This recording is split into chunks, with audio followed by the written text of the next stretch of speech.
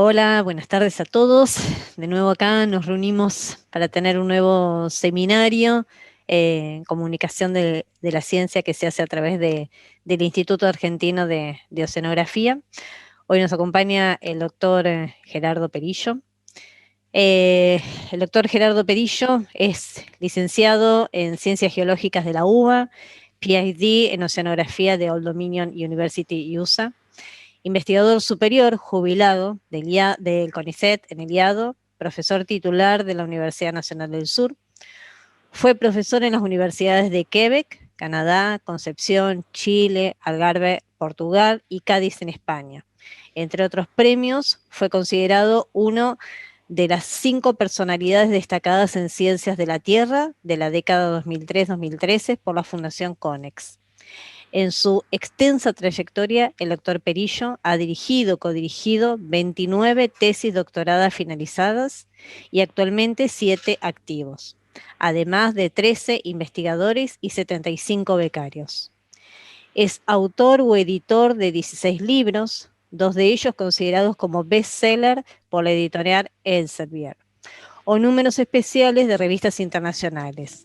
Más de 280 trabajos publicados, 4 en prensa y 13 en evaluación. Sus temas de investigación son principalmente en dinámica del transporte de sedimentos, geomorfología y dinámica de ambientes costeros, incluyendo humedales, estuarios y playas, como también procesos de interacción físico-biológicos en humedales costeros. Antes de dar comienzo a la charla del doctor Gerardo Perillo, nos vamos anticipando a la próxima charla que será el martes 3 de noviembre, cuyo título dice Químicos peligrosos y residuos plásticos, ciencia para un océano sostenible, a cargo del doctor Andrés Aria. Luego, al finalizar la charla del doctor Perillo, les voy a mostrar una pequeña diapositiva con la propaganda de dicha charla. Y bueno, lo que voy a hacer ahora es silenciar a todos los presentes para que Gerardo pueda comenzar con su exposición, y al finalizar la misma nos responderá todas las preguntas que quieran hacer, ya sea en forma directa a través del chat del Zoom o con preguntas escritas, ¿sí? Bueno, bienvenido Gerardo, eh, Gracias. le doy la palabra. Ok, voy a arrancar la charla con quizás algunos de ustedes no tengan en claro el tema de qué son los humedales costeros, así que en principio lo que voy a hacer una brevísima referencia a estos ambientes. Después acá tiene una foto del Estadio de Bahía Blanca y acá tienen una breve definición que hicimos hace unos años, la primera edición del libro de humedales costeros que sacamos por Elsevier. Y bueno, básicamente no les voy a leer la definición, pero sí que lo que quiero es mostrarles que existen varios tipos de humedales costeros, entre ellos los pastos marinos, las planicies mareas, las marismas saladas, las marismas de agua dulce y los manglares. Yo me voy a concentrar, y acá tienen algunos ejemplos de este tipo de ambientes, como marismas, manglares o marismas de agua dulce, o ambientes también de marismas muy particulares que existen en agua dulce. Y una de las cosas interesantes que me gustaría marcar, y que eso va quizás a definir el final de la charla, es el tema del carbono azul o blue carbon, como se conoce normalmente, en el cual normalmente en el ciclo de carbono, que está relacionado con los efectos del cambio climático. eh, Existen distintos tipos de carbono que se utilizan, que consideran. Uno de ellos es el carbono verde, que se refiere fundamentalmente al carbono que es ya sea emitido o atrapado por sobre todo por ambientes, las selvas tropicales o en ambientes continentales. Y en el carbono que es interacción con la atmósfera en el mar, se lo denomina carbono azul o blue carbon. Y en el caso particular de los humedales costeros, No, existen dos lugares específicamente donde se toma, se relaciona el carbono azul, y uno es en el océano profundo y otro es fundamentalmente en los ambientes de humedales. En particular, digamos, donde se considera con mayor énfasis es en ambientes fundamentalmente marismas y en manglares y en pastos marinos. Pero realmente lo que pasa en las planicies de mareas prácticamente no se toma en consideración bajo ningún punto de vista. En realidad, ni siquiera en los grandes programas de estudio de carbono azul se consideran las planicies de marea como un sistema que puede llegar a participar en la intervención del sistema del ciclo de carbono. Entonces la pregunta es, ¿qué pasa en las planicies de marea? Y bueno, por lo menos esa es un poco la idea al final de esta presentación, de contarles un poco la relación que tienen las planicies de marea y las depresiones mareales que les voy a contar con respecto al carbono azul. Digamos, antes de que se forme cualquier humedal costero, digamos, básicamente lo que sucede es una gran masa de sedimento que es aportada fundamentalmente desde el continente por ríos, especialmente, y que generan las planicies de marea, y todos los otros humedales básicamente lo que hacen es colonizar esa antigua planicie de marea. Por lo tanto, la base de cualquier humedal costero es la planicie de marea.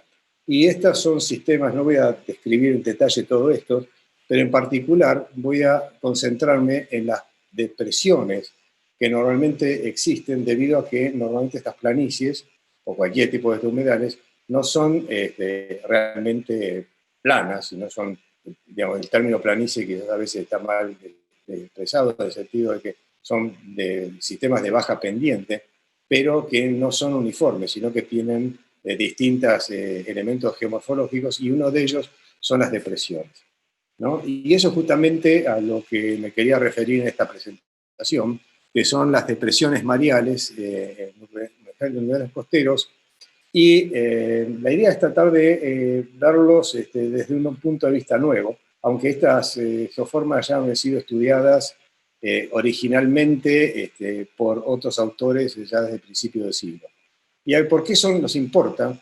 Fundamentalmente porque estas son estructuras que raramente son descubiertas en el registro geológico. Que yo les voy a mostrar el único ejemplo que existe en trabajos geológicos en los cuales descubrieron o interpretaron una geoforma, una estructura en un ambiente antiguo. Y lo otro es el verdadero rol que cumplen estas planicies de marea como sumidero de carbono azul. Así que básicamente un poco es lo que les voy a contar acá en esta charla lo más brevemente posible.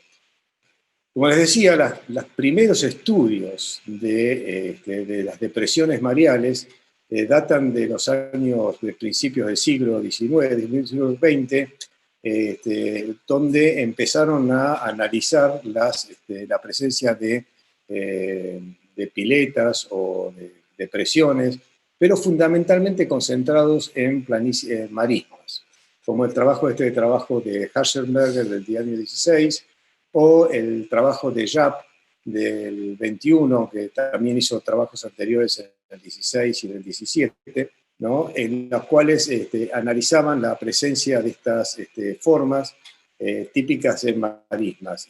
Quizás el último trabajo en el cual se publicó algo relacionado con las depresiones es el de Redfield del año 72.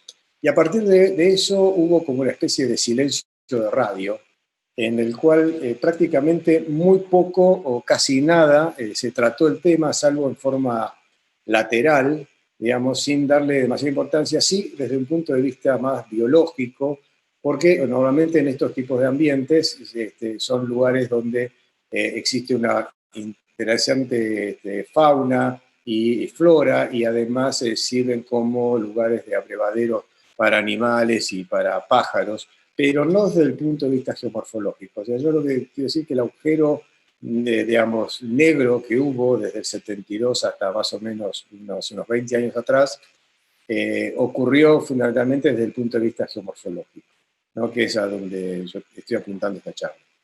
Digamos, la aparición nuevamente de las depresiones mareales arrancó con un trabajo que publicamos hace ya bastante tiempo, en el año 96, hace más de 20 años, cuando a partir de un estudio que hicimos en el río Gallegos, encontramos el primer ejemplo de formación de un canal, de una arroyos de marea o cursos de marea en marismas.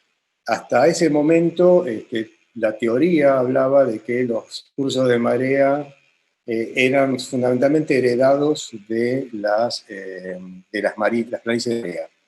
Y a partir de este trabajo nosotros encontramos varios mecanismos en los cuales pudimos demostrar que no solamente los heredaban de la planicie de marea, sino que en las marismas también se formaban cursos de marea. Así que eso fue un poco, eso luego fue complementado por otro estudio que estuvimos haciendo en un lugar muy particular del estuario de Bahía Blanca, hoy considerado como una reserva municipal, que es la presencia de estos anillos de sapocornia, que son únicos de ese lugar, solamente 3 kilómetros cuadrados del estuario, que tienen esta característica, a pesar de que estas dos especies, Sapocornia perennis y Neolice granulata, viven juntas desde Río Grande, en Brasil, hasta San Antonio Oeste, en Argentina.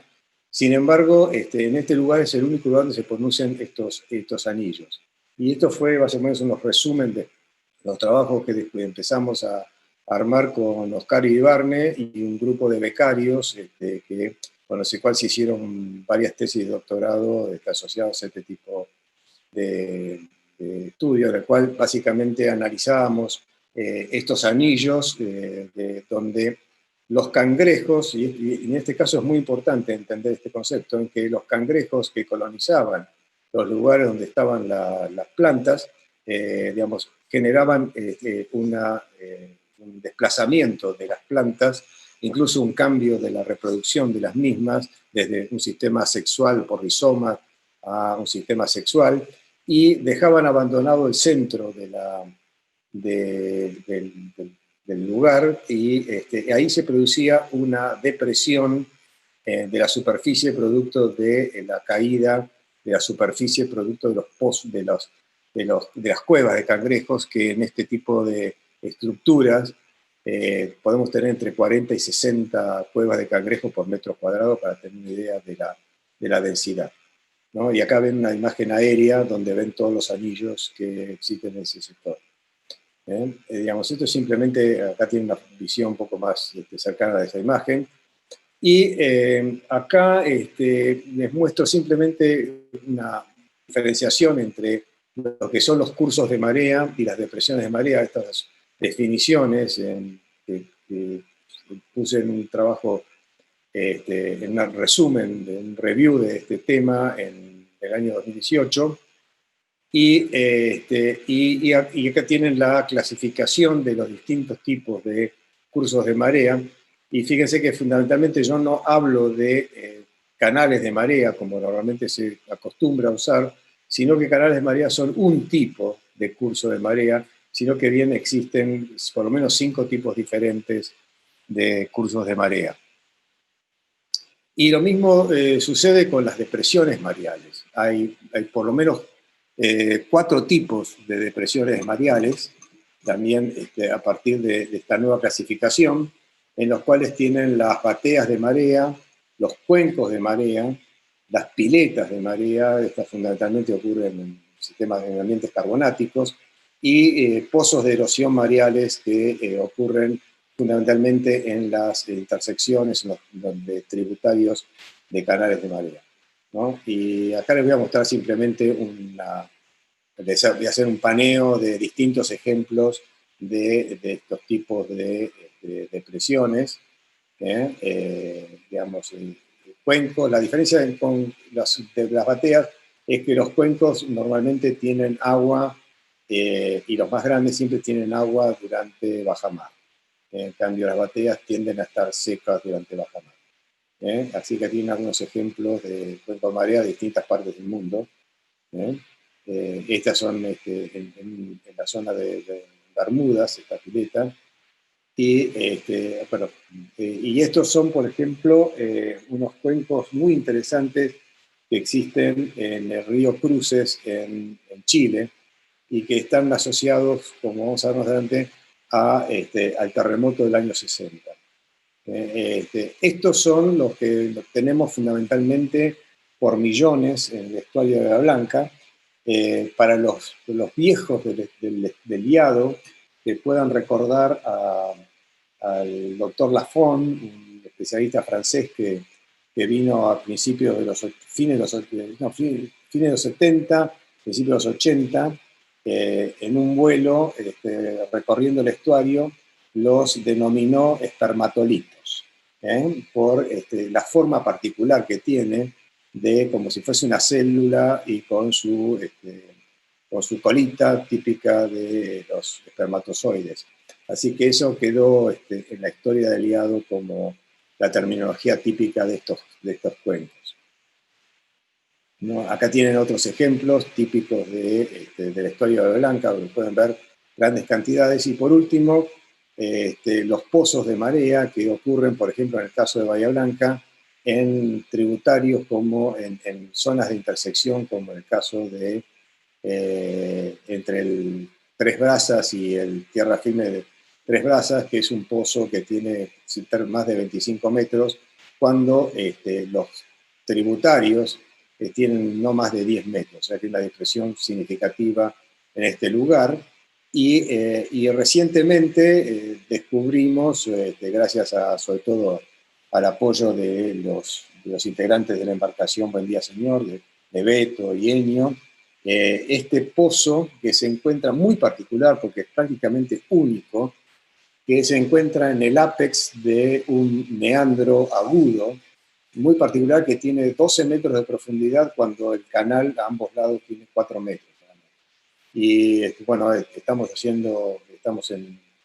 publicando un trabajo directamente explicando por qué se forma este sistema que ni siquiera existe en meandros en ríos.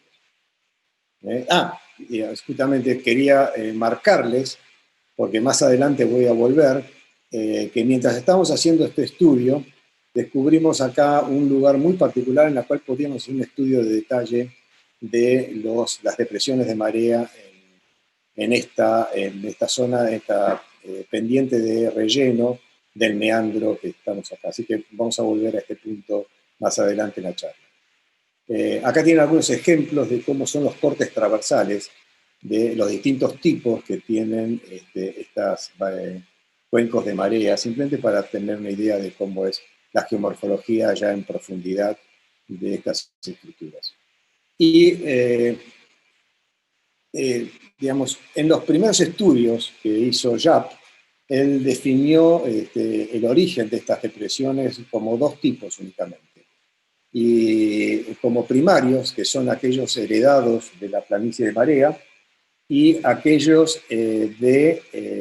secundarios, que son normalmente los que se forman productos del cierre, por alguna razón, de cursos de marea en la marina. Entonces, y eso quedó en la historia y se mantuvo durante muchísimos años, y no se cambió esa clasificación. Ningún autor posterior cambió esa clasificación, y básicamente lo que yo hice fue un análisis mucho más detallado de la bibliografía y descubrí que realmente existían distintos mecanismos de formación de estas depresiones. Fundamentalmente los pudimos separar en dinámicos, geomorfológicos y biológicos. Son tres mecanismos diferentes que digamos, se reúnen los distintos mecanismos en cada uno de estos sitios. Así que vamos a ver, por ejemplo, los de origen geomorfológico, que son simplemente las depresiones originales de la superficie que tenía la planicie de marea. Puede ser también por compactación diferencial del sedimento, formación de polígonos de erosión y de transporte, bloqueo parcial de un curso de marea, que serían los secundarios de YAP, digamos, expansión de un curso debido al relieve bajo o formación de albardones. También existen formación de estos producto de la acción de bloques de hielo o suelo congelado, sobre todo en zonas árticas. Y por acción dinámica, fundamentalmente están asociados a la acción de olas y corrientes, o también incluso por la caída o depresión de la superficie producto de la acción del agua freática actuando o agua subterránea actuando por debajo de estas depresiones. Y también existen asociados a pozos o sumideros, ¿no? Como en este lugar, por ejemplo, que es en el caso del chileno, en el cual la presencia, esto era un bosque muy importante que había en el río Cruces, y cuando esto se hundió casi 2,5 metros durante el terremoto del año 60, las corrientes empezaron a actuar alrededor de los troncos de los árboles y fueron generando las depresiones alrededor de ellas. Y en este momento hay un estudio importante de la Universidad Austral de Chile, digamos, trabajando en este tema particular. Digamos que esto es único, no existe en ninguna otra parte del mundo. Desde el punto de vista de origen biológico, hay métodos, por ejemplo, como por ejemplo el hecho de que las plantas eviten la colonización del lugar, por ejemplo, porque por ejemplo en este sitio, que es en Río Gallegos, la salinidad del sedimento acá llega hasta 90 de salinidad, y por lo tanto estas plantas, que es Glicimeris, no puede colonizar este lugar porque es demasiado, la salinidad del suelo es demasiado alta para que lo pueda soportar.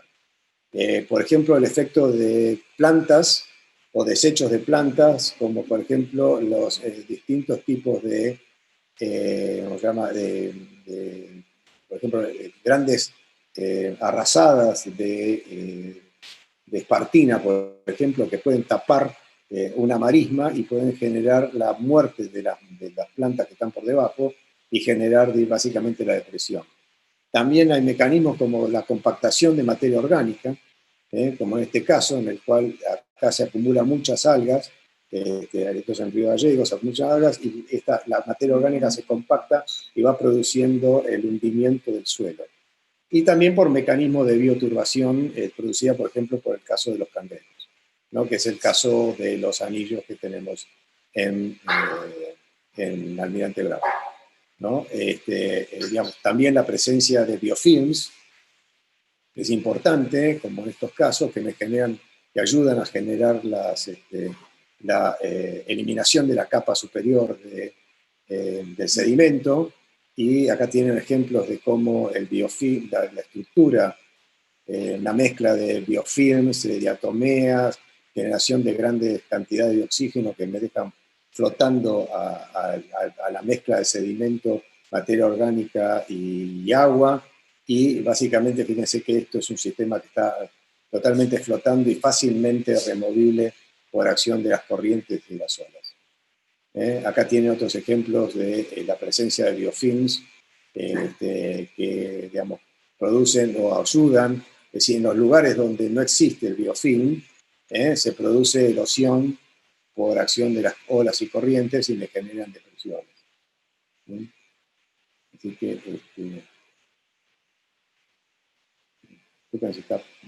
bueno, el asunto es, disculpen, se me pasó un par de transparencias.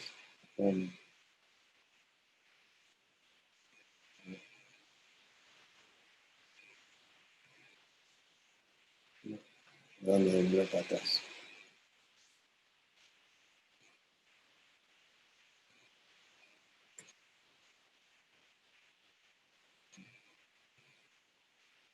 Bueno, entonces básicamente uno de los temas que me interesa ahora mostrarles es cómo las usamos. cómo las medimos, cómo las estudiamos.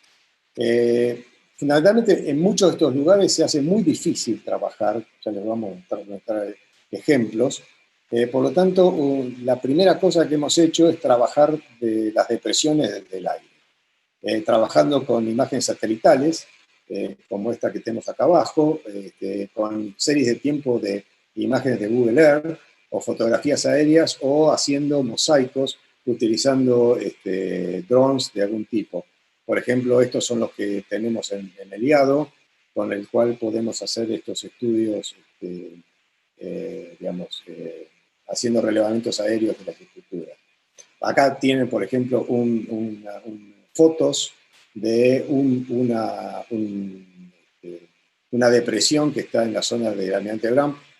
Acá tienen las huellas nuestras, ¿no? Alrededor, mientras hacíamos las mediciones de este lugar, pero la desventaja de poder trabajar en estos sitios, que una vez que nosotros llegamos a este lugar, ya el efecto, nuestra presencia, las huellas, modifican totalmente el lugar y básicamente hace imposible hacer un seguimiento en el tiempo de la geoforma. Por lo tanto, una vez que la medimos, ya esta es inútil totalmente para estudios de largo plazo, ¿no? Así que uno de los trabajos fundamentalmente, hace unos años, con el grupo del doctor Derrié, y como parte de la tesis de Noelia Rebollo, hicimos un estudio de las imágenes utilizando fundamentalmente imágenes de Google Earth, ¿no? Y a partir de eso empezamos a analizar las imágenes de las depresiones que existían en el estuario de Bahía Blanca fundamentalmente, y a partir de mecanismos de clasificación tanto supervisada como automática, pudimos identificar la presencia de estas depresiones.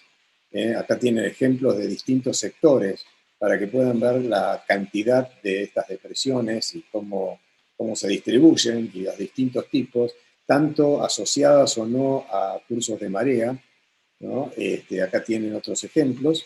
Y también eso lo hemos analizado en otros lugares del mundo, por ejemplo, tanto en Río Gallegos como en North Bay en Estados Unidos, en la bahía de Arcayón.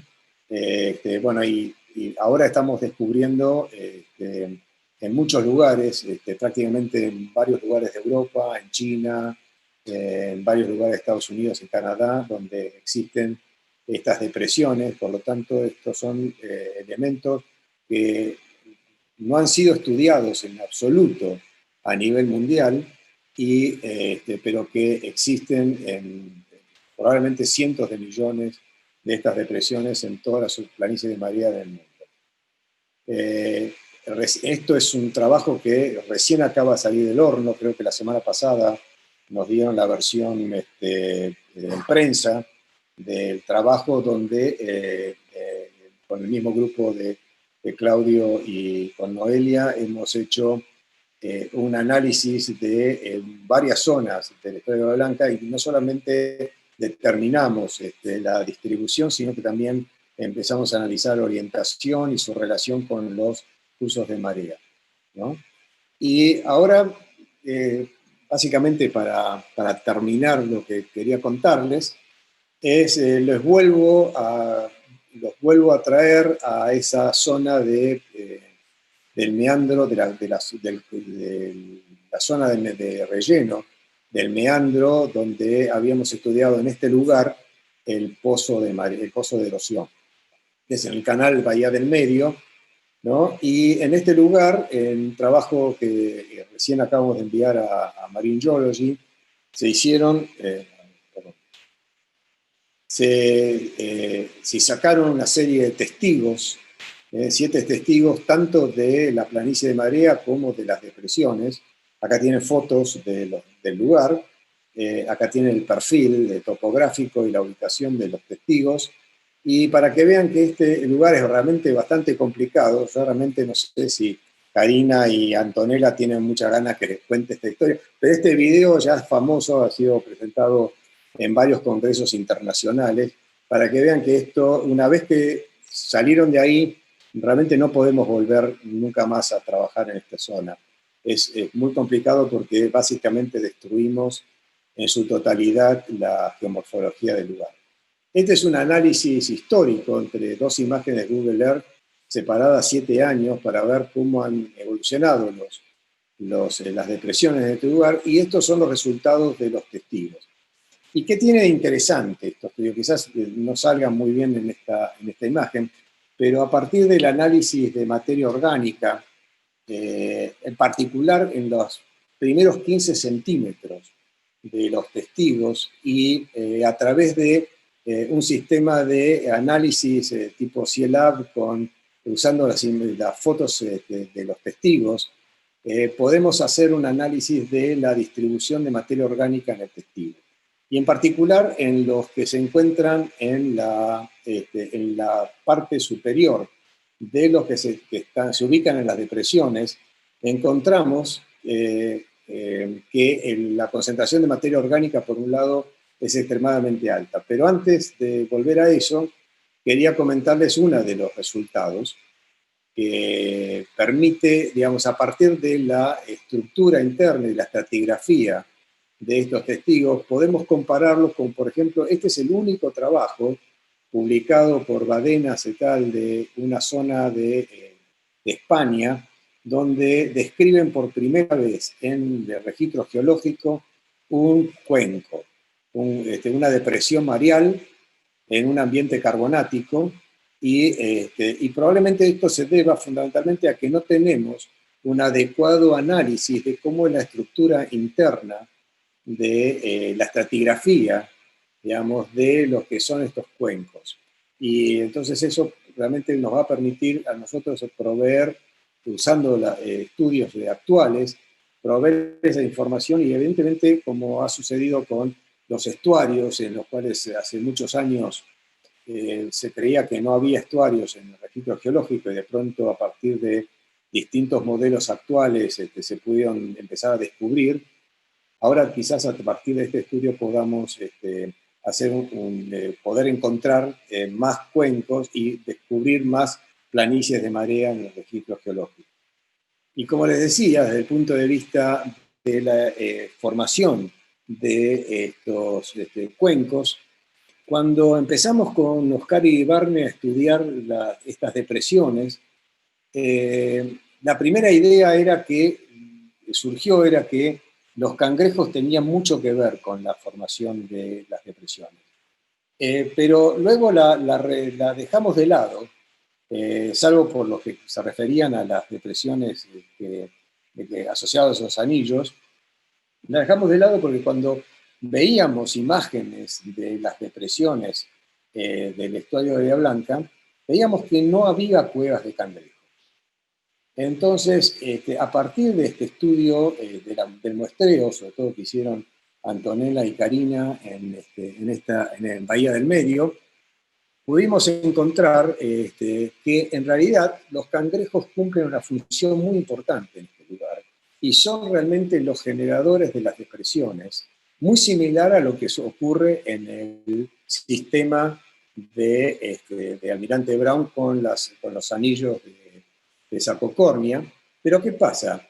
Cuando estas depresiones quedan inundadas, todos sabemos que los cangrejos estos no les gusta estar debajo del agua todo el tiempo. Por lo tanto, las cuevas que se encuentran en las depresiones tienden a ser abandonadas por los cangrejos, y luego estos lugares, estas depresiones, tienden a ser rellenadas por sedimento, y básicamente las cuevas quedan totalmente tapadas y por eso no las vemos, salvo alguna que otra que se pueda observar, pero sí quedan dentro de los testigos. Y así que aquí tiene un ejemplo de cómo interpretamos la evolución de las depresiones para el caso de Bahía del Medio. Así que eso es un elemento interesante porque esto es la primera vez que se descubre, digamos, el posible mecanismo asociado a un proceso biológico, ¿no? Por otro lado, digamos, lo que les estaba comentando es que en la parte alta, los primeros 15 centímetros de estos los testigos que encontramos dentro de las depresiones, sorprendentemente nos encontramos que entre el 7 y el 36% del material que tenía la parte, esos 15 primeros centímetros, estaba constituido por materia orgánica. Obviamente esto es lógico en un ambiente tan eutrófico como es el estuario de Bahía Blanca, pero realmente son valores significativamente altos. Ahora, si nosotros analizamos, por ejemplo, la densidad que hay de estas depresiones en las planicies de marea del estuario de Bahía Blanca, fíjense, nosotros calculamos con Natalia y nuestro grupo entre 6 y 25 depresiones por cada 100 metros cuadrados, en algunos lugares hay mucho más, ¿no? Eso nos está hablando, cuando multiplicamos por la superficie de las planicies de marea, nos está dando que tenemos entre 10 y 35 millones de depresiones. Así que estamos teniendo un número realmente muy importante. Y si nosotros suponemos quizás un valor medio de materia orgánica que está metida dentro de esas depresiones, que está retenida dentro de las depresiones, básicamente tenemos que estos cuencos están secuestrando del orden de 1.8 por 10 a la menos 3 gigatoneladas de carbono azul. Y estamos hablando de un número que realmente es muy alto, porque si comparamos este valor con lo que secuestra los manglares, estamos simplemente a un orden de magnitud. Y eso solamente estamos considerando los cuencos, no estamos considerando lo que puede atrapar la planicie de marea. O sea que estamos hablando de algo que puede cambiar completamente el criterio, y esto nos ha dado la base para armar un proyecto internacional que estamos preparando con investigadores de Estados Unidos, Inglaterra, Francia, Portugal, Dinamarca, Alemania y China, justamente para hacer un estudio global de depresiones de marea y ver si realmente esto que estamos contando acá en Bahía Blanca se reproduce en el resto del mundo, y ver si podemos calcular realmente cuánto es la importancia de las planicies de marea en general y de las depresiones mareales en el sistema de retención o de secuestro de carbono azul. Así que básicamente acá tenemos de vuelta los espermatolitos, y realmente lo que creemos de estos es que ellos son como monstruitos que se están tragando el carbono azul. Así que esperamos realmente en el futuro poder demostrarlo con mucho más detalle. Así que eso es básicamente lo que quería contarles, y realmente muchísimas gracias por haberme escuchado. Así que, bueno, ahí termino. Muchas gracias.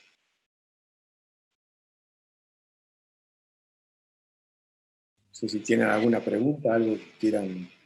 Bueno, Gerardo, primero, ante que todo, felicitaciones, gracias aparte por compartir todo esto, la verdad que es emocionante escucharlo y es súper interesante tener todo esto en nuestro estuario, por lo menos para mí es re significativo, muy, muy lindo. Bueno, invito a los presentes si quieren hacerle pregunta a Gerardo.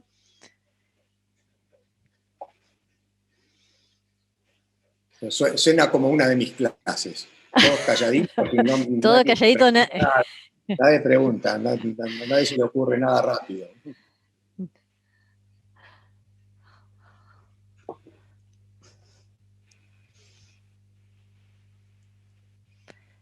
No, gracias por los comentarios.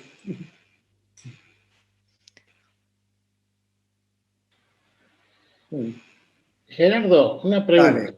Por fin, menos mal. Alguno que iba a pegar. No, todo muy bueno y te felicito realmente.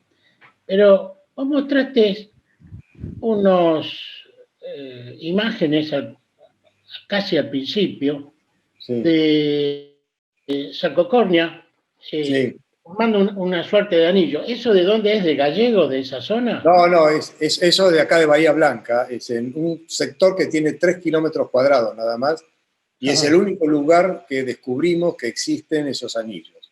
Eso ya lo hemos, para que tengas idea, en ese lugar probablemente, no sé si ha habido como 3 o 4 tesis de doctorado tratando de estudiar eso.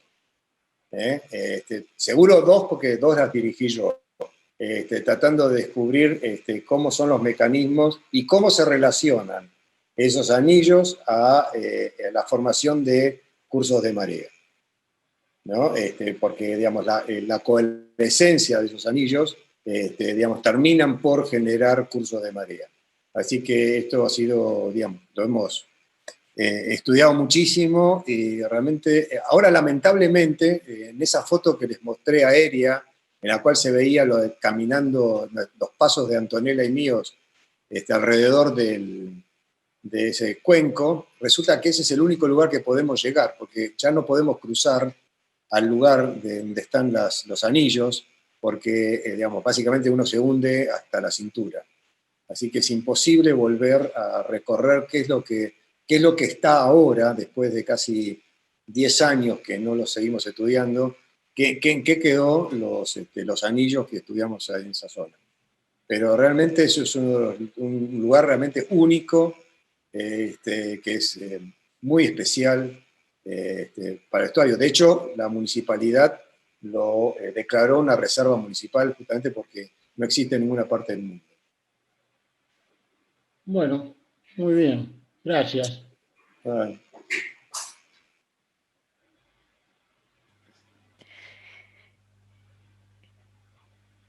Gerardo, si está leyendo, hay una pregunta ahí de Andrea Sí. Gómez.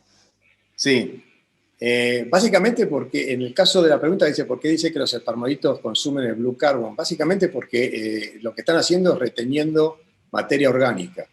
Digamos, el único problema que tenemos en nuestros datos es que no sabemos exactamente cuánto tiempo les llevó desarrollarse esos 15 centímetros de sedimento, ¿no? Lamentablemente no tenemos forma de datar la velocidad de sedimentación. Eso es parte de este proyecto internacional que estamos desarrollando y por suerte ya tenemos contactos para trabajar en este proyecto con gente de la Comisión Nacional de Energía Atómica, donde vamos a poder hacer estudios de plomo 210 y cesio 137. No sé si te acordás, Jorge, cuando lo hicimos, pues tratábamos de hacerlo allá en el año 82 en Martín García, Sí, me acuerdo. que nunca pudimos hacerlo.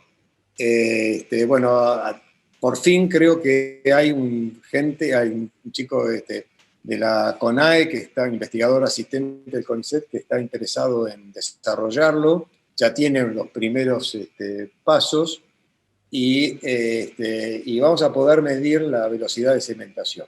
Entonces, la idea es, si estos sistemas concentran materia orgánica, ¿no? En realidad lo que están haciendo es funcionando como sumideros de carbono.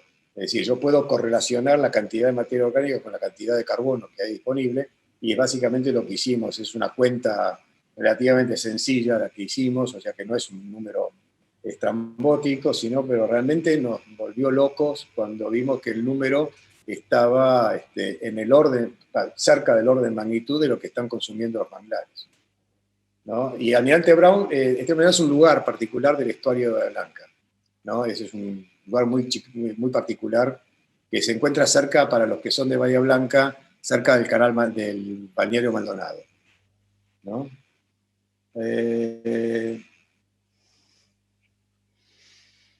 Bueno, acá está la otra pregunta de Jorge. Me imagino que es la pregunta de Walter, ¿no? Que te la dejó ahí metida, ¿no, Jorge?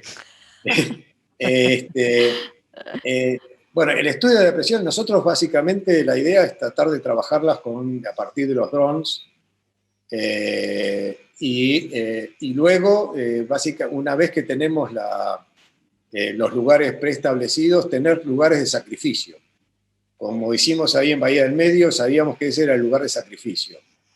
Fuimos, fundamentalmente fueron Antonella y Karina, yo ya no estoy tanto para esos trotes, y realmente hicieron un esfuerzo inmenso para poder sacar los testigos, y realmente sabíamos que ese lugar nunca más lo íbamos a poder seguir estudiando. Y eso es lo que va a suceder en el futuro con el proyecto, que si sale, si lo financias este proyecto, vamos a tener lugares de sacrificio en distintas partes del mundo, tratando de en todos lados hacer exactamente la misma metodología, aplicar también el mismo tipo de análisis del laboratorio y hacer estudios tanto de velocidad de sedimentación en cada uno de los sitios, y en función de eso tratar de ver si podemos comparar cuáles son las velocidades de sedimentación y de secuestro de carbono en cada uno de estas depresiones. Así que eso es básicamente un poco la idea del proyecto y por qué lamentablemente no podemos volver al mismo lugar otra vez, porque una vez que lo pisamos ahí ya se acabó, ya no le permitimos evolucionar libremente, porque ha sido alterado antrópicamente, ¿no? Esto es lo que dice Gianmarco, dice si hay una... No, en eso no tenemos idea todavía. Probablemente estaría relacionado, en este caso estamos hablando de sedimentos finos. No creo que sedimentos gruesos sean significativos en esto, salvo que actúen sobre depresiones. El otro aspecto importante que tenemos que tener en cuenta es que acá tiene que funcionar también algo que no mencioné mucho, pero lo mostré, son los biofilms.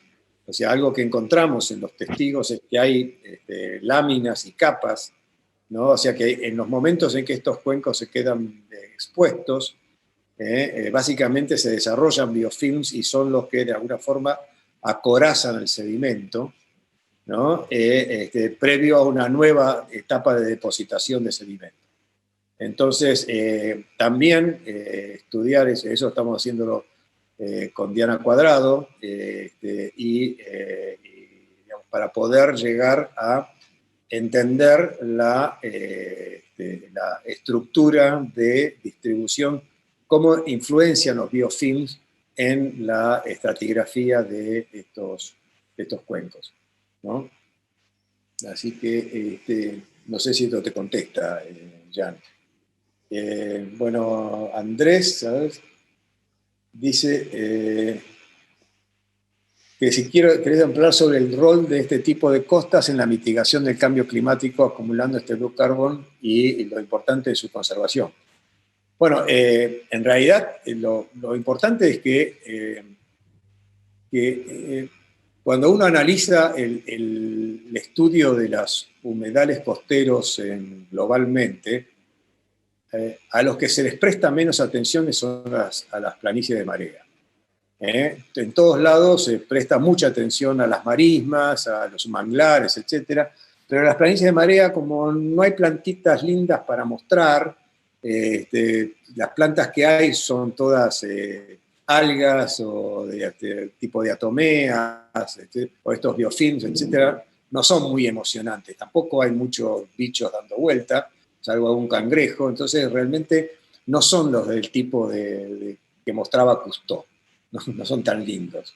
Entonces, ¿qué pasa? Desde el punto de vista, realmente los chinos han empezado a estudiar intensamente, porque en China existen extensivas planicies de marea, ¿no? Y entonces hay grupos de chinos, investigadores chinos que están haciendo importantes estudios en planicies de marea, y eso hay que destacarlo. Y realmente hay muy poco trabajo. Y lamentablemente no hay, cuando uno estudia, digamos, el principal lugar donde están estudiando el Blue Carbon es lo que se llama el Blue Carbon Initiative, que es un programa internacional de Blue Carbon. Directamente las planicies de marea no las mencionan, directamente, solamente mencionan marismas y manglares y pastos marinos. Y evidentemente, digamos, es como si no existiera. Sin embargo, el área de planicies de marea que existe a nivel mundial supera largamente los 100 millones de hectáreas, así que es un número significativo que se desperdicia totalmente porque no han sido estudiados significativamente. Y en muchos de ellos, no tanto acá en Bahía Blanca, porque Bahía Blanca tiene un estuario más bien de tipo erosivo, aunque hay zonas de depositación, pero en muchos lugares, sobre todo en China, las velocidades de sedimentación son extremadamente altas. Entonces, cualquier formación de biofilms o materia orgánica que queda sobre estos lugares son rápidamente atrapados por el depósito de sedimento posterior y quedan atrapados dentro del sedimento. Por lo tanto, y son raramente vueltos a poner en función, en suspensión y removilizados. Por eso funcionan como una trampa de carbono azul, básicamente. Entonces, no sé, a ver, acá Carlita, porcentaje de material fue calculado en los 15 centímetros totales o fraccionado. No, básicamente en el material que teníamos en los 15 centímetros, el porcentaje de los 15 centímetros de material, de sedimento con materia orgánica que había en esos 15 centímetros. Lo único que lamento es que no podíamos detectar, digamos, si era sedimento nuevo o viejo. Digamos, no sé cuánto tiempo le llevó a ese sedimento depositarse. Probablemente tenga su tiempo, digamos. Yo diría que mínimo debe tener unos entre 5, del orden de 5 años. Pero es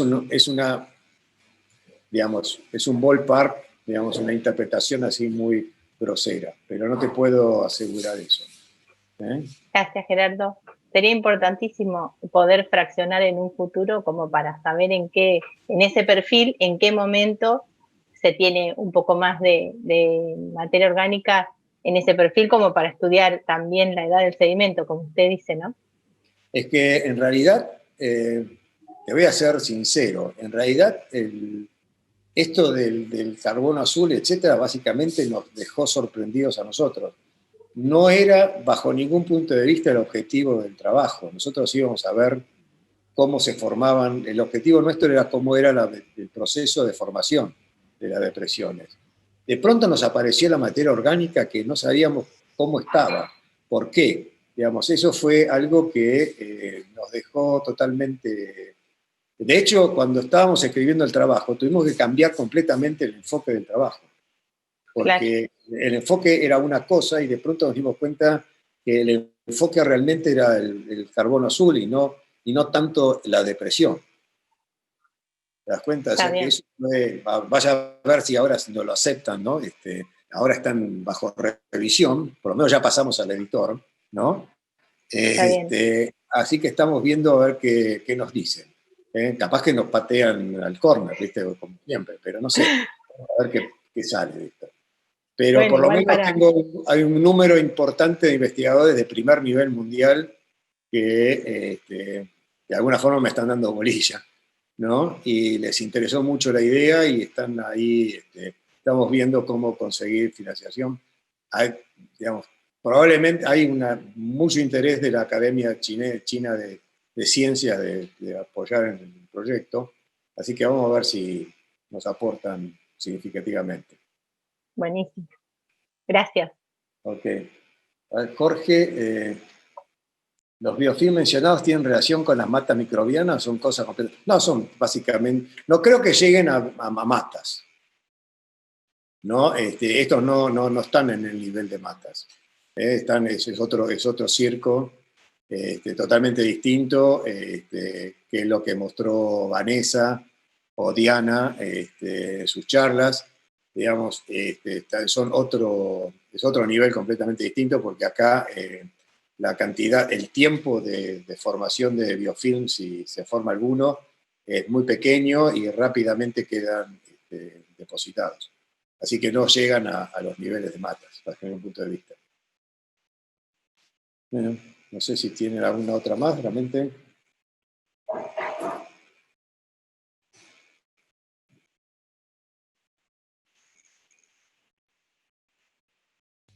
No, cumplimos la hora precisa.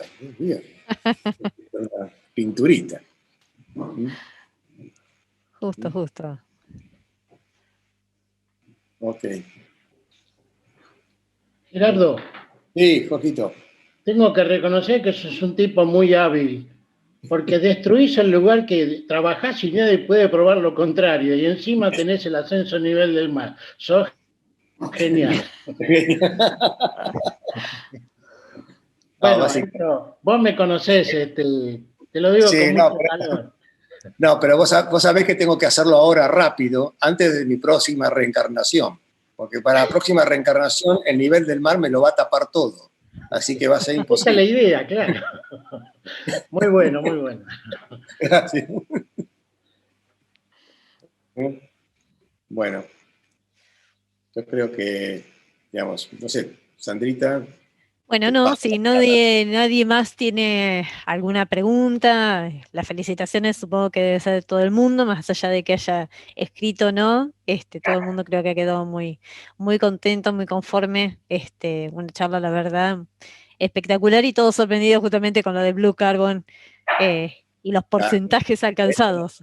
El título no hablaba no daba a entender eso. No, para nada. Yo esperaba otra cosa, ¿eh? Era la sorpresa. No, súper, súper interesante. Así que, bueno, felicitaciones nuevamente, Gerardo. No sé si alguien más quiere acotar o decir algo más. Lo que sigue apareciendo en el chat son felicitaciones, muy buena la charla. Román, Romina, Noelia, Mariela.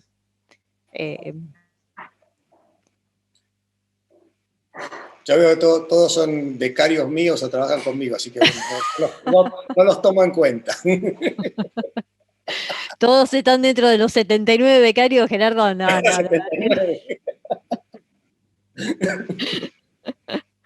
Qué número, qué número. Sí, realmente una cantidad impresionante. Impresionante. Pero realmente fue muy bueno porque me permitió trabajar en numerosas cosas que nunca me hubiese imaginado que podía trabajar. Eso me ayudó a aprender muchas cosas. Eso es una satisfacción, justamente. Eso es re lindo. Sí, exactamente. Bueno, chicos, realmente muchísimas gracias por estar presentes. Les agradezco muchísimo que se hayan bancado esto. Y gracias. Bueno, yo lo que voy a hacer antes de cortar la charla y agradecerle nuevamente a Gerardo, les voy a compartir lo que va a ser la próxima charla, que se los anunciaba en un principio: químicos peligrosos y residuos plásticos, ciencia para un océano sostenible. El martes 3 de noviembre a las 18 horas nuevamente, a cargo del doctor Andrés Arias. Y bueno, ya le vamos explicando a Gerardo que no es tan así lo de los químicos peligrosos, porque se asustó un poco Gerardo cuando leyó el título de la charla. No hay peligro, no hay peligro. Los químicos saliendo a hacer cosas peligrosas.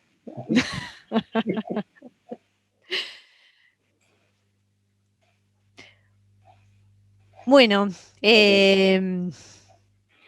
los invitamos a todos a presenciar la próxima charla y las próximas irán surgiendo de acá hasta fin de año. Según nos ha comentado Jorge, tenemos charlas hasta el 15 de diciembre, así que están todos invitados a ellas y el año que viene seguiremos nuevamente con nuevas charlas a partir de ILIAD. Gracias a todos, gracias por la presencia y los esperamos a todos.